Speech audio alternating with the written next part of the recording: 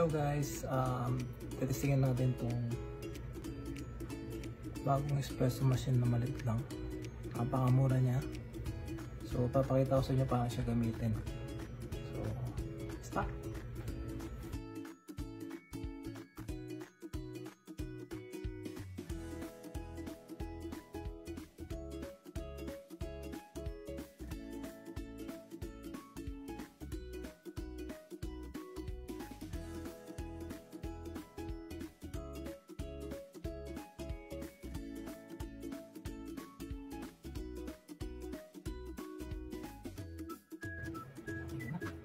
Guys.